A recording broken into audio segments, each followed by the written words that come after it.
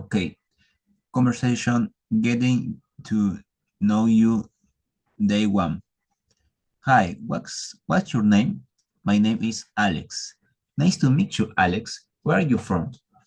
I am from Peru. That's interesting. Which city do you live in? I live in Lima. Do you study or work? I'm a psychology student. Oh, really? Which year are you? Which year are you in? And I'm in my last year of university. That's great. What do you like to do in your free time? And you're reading, working, and exploring new places. Sounds fun. Do you prefer movies or series? I like both, but I watch more series. What kind of music do you listen to? I listen to all kinds of music. It depends on my mood. Have you traveled outside your country before? Not yet, but I would love to in the future. Nice. It's been great talking to you, Sam. Sam here.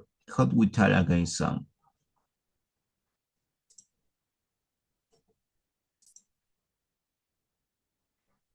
Um, Hanon Wright by Charles Bukowski. Chapter 1. The first thing I remember is being under something. It was a table. I saw a table leg. I saw the legs of the people and a portion of the tablecloth hanging down. It was dark under there.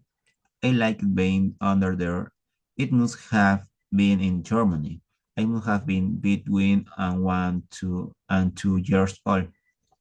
I was 109 22. I feel good under the table. Nobody seemed to know that I was there.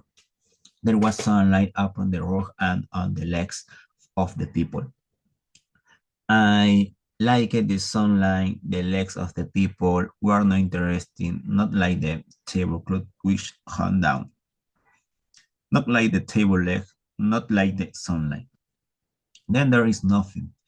Then a Christmas tree, uh, candles, bear ornaments, bears with a small berry branch in the beaks, stars, two large people fighting, screaming, people eating, always people eating. I ate too. My spoon was being so that if I wanted to eat, I have to pick the spoon up with my right hand. If I pick it up with my left hand, the spoon being away from my mouth. Uh, I wanted to pick the spoon up with my left hand. Two people, one large with curly hair, a big nose, a big mouth, much around the large person always seeming to be angry, often screaming. The smaller person quiet, around of face, paler with large eyes. I was afraid of both of them. Sometimes there was a third awkward one who wore dress with lace at the throat. She wore a large brooch and had many words on her face, with little hairs growing out of them. Emily, they called her.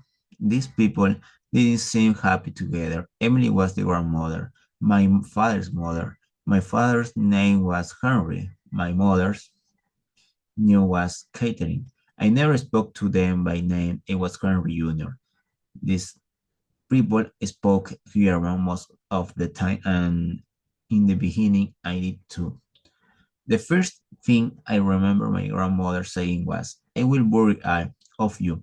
She said this the first time just before we began Kate and Emil, and she was said it many times after that, just before we began to eat.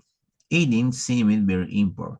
We ate mashed potatoes and gravy, especially on Sundays. We also ate the roast beef, knackwurst, and sauerkraut, green peas, rhubarb, carrots, spinach, string beans, chicken, meatballs, and spaghetti.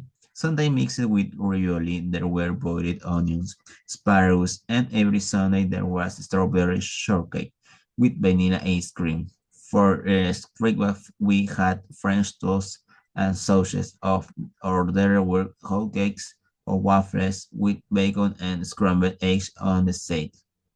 And there was always coffee. But what I remember best is the mashed potatoes and gravy and my grandmother, Emily, saying, I will bury all of you. She visited of us after we came to America, taking the red trolley in from Pasadena to Los Angeles. We only went to see her occasionally driving on in the multi-fort. I like my grandmother's house. I was a small house under all overhanging mess of pepper trees. Emily had like her canaries in different cakes. I remember one visit best is all the mashed potatoes. Uh, That evening she went about covering the cage with white cloths so that the birds could sleep. The people sat in chairs and talked.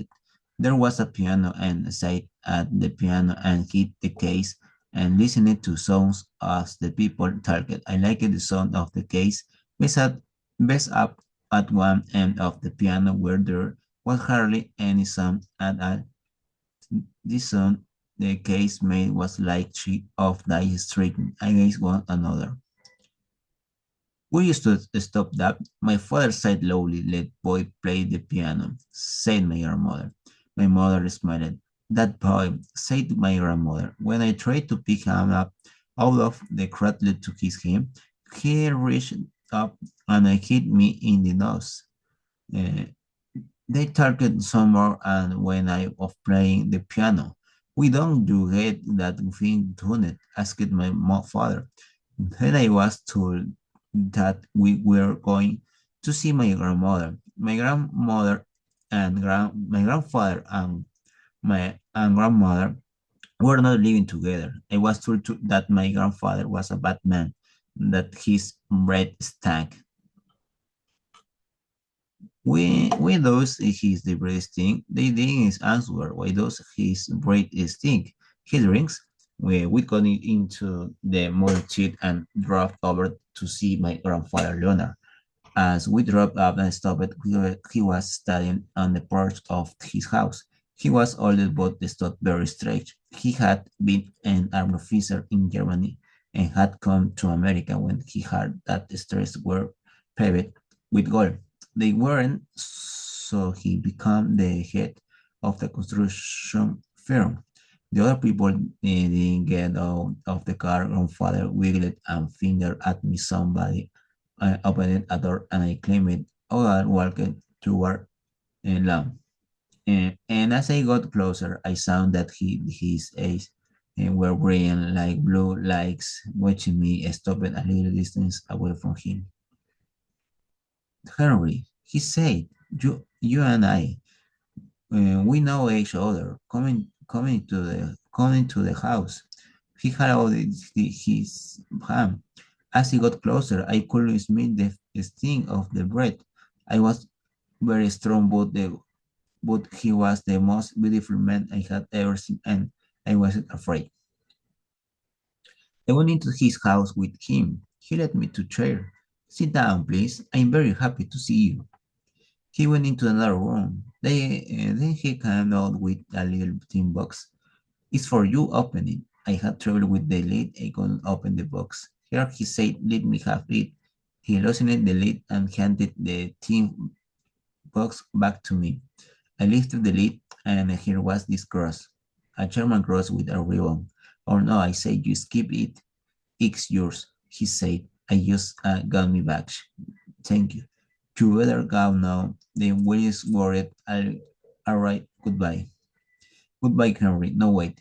I stopped. He reached in the small front pocket of his pants a couple of fingers and together a long gold chain with his the other hand. Then he handed me his gold pocket watch with the chain. Thank you, grandfather.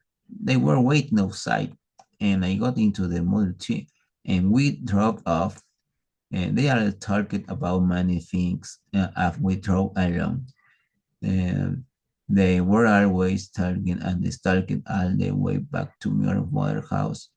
They spoke of many things, but never once of my grandfather.